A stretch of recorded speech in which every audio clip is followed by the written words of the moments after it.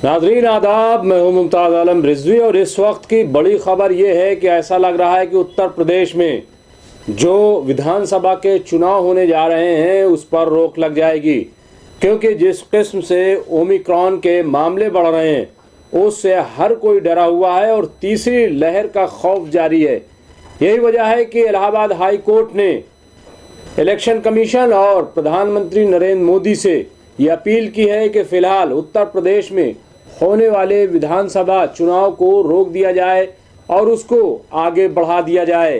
यकीनन ये एक बड़ा फैसला और ये भी कहा है कि जो भी रैलियां चुनाव से मुताल्लिक हों वो ऑनलाइन कराई जाएं, न कि पंडालों में या आम सभाओं में, पार्कों में की जाएं। उसकी वजह यही है कि उनको डर है कि कहीं ऐसा ना हो कि ओमिक्रॉन की शक्ल में कोरोना की तीसरी लहर फैल जाए और फिर जैसे दूसरे मुल्कों में एक बड़ी आफत आ गई, हाहाकार मचा हुआ है, हिंदुस्तान में भी वही सूरत पैदा हो जाए। आपको मालूम है कि दिल्ली समेत मुल्क के दूसरे सूबों में बड़े पैमाने पर ओमिक्रॉन फैल रहा है। अभी उत्तर प्रदेश में आपने देखा होगा कि जो पूर्व मुख्यमंत्री हैं अखिलेश यादव, समाजवादी पार्टी के सरबराह हैं, उनको कोरोना हो गया, उनकी वाइफ को भी कोरोना हो गया और इस तरीके से कई और लीडरान को कोरोना हो चुका है। ऐसे में ये लीडरान अगर रैलियों में गए और कोरोना फैला तो यकीनन इसको रोक पाना मुश्किल होगा।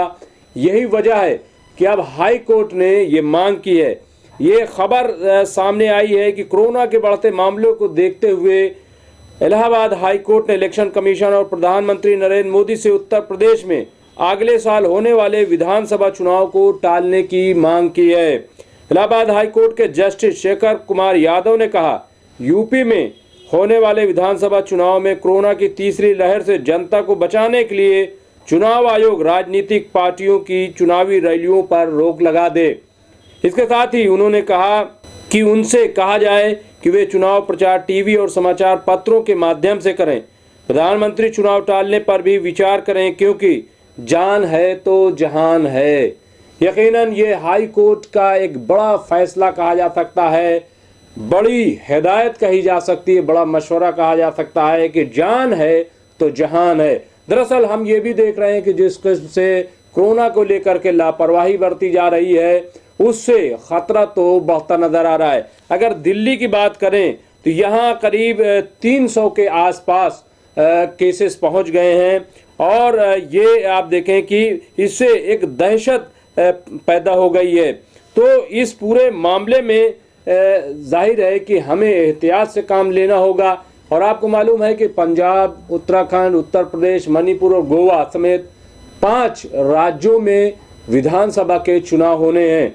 तो ऐसे में अगर भीड़ जमा होती है, लोग जमा होते हैं और फिर कोरोना की तीसरी लहर आती है तो यकीनन हमारी जो तैयारी है वो सबको पता है।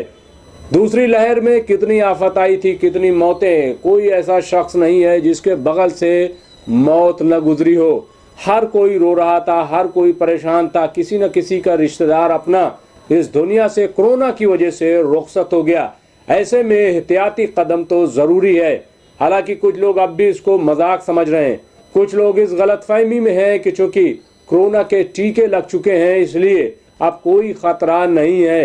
यकीनन हो सकता है कि जिनको कोरोना के टीके लग गए हों उनको जान का खतरा ना हो, लेकिन कोरोना से वो भी नहीं बच सकते। और इसकी मिसाल ये है कि कुंवर दानिश अली जो कि बीएसपी के रुकन पार्लियामेंट हैं, उन्होंने दोनों डोज ले रखी थी लेकिन इसके बावजूद वो कोरोना के शिकार हो गए। मेरी खुद फोनिक उनसे बात हुई जिसमें अंदाजा हुआ कि काफ़ी तकलीफ में थे। तो बहरहाल इन तमाम सूरत हाल से ख़ुद को बचाना चाहिए और हाई कोर्ट ने जो बात कही है, जो मशवरा दिया है, उस पर इलेक्शन कमीशन को भी और प्रधानमंत्री नरेंद्र मोदी को भी गौर करना चाहिए कि क्या वाकई ऐसा किया जा सकता है कि चुनाव को फिलहाल टाल दिया जाए। दिल्ली की हालत यह है कि यहाँ कभी भी लॉकडाउन लग सकता है और दिल्ली नहीं, अगर दिल्ली में लॉकडाउन की सूरत बनती है तो फिर उत्तर प्रदेश अछूता नहीं रहेगा, पंजाब हरियाणा भी नहीं बचेगा, राजस्थान भी, उत्तराखंड भी।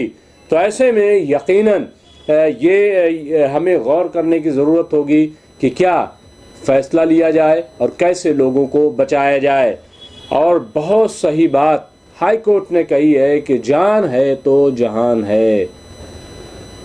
हमें दीजिए इजाज़त, हम फिर हाजिर होंगे किसी बड़ी खबर के साथ। और हाँ, सियासी तकदीर जो हिंदी और उर्दू में है उसको आप ज़रूर पढ़ें, आज ही अपने हॉकर से डिमांड करें।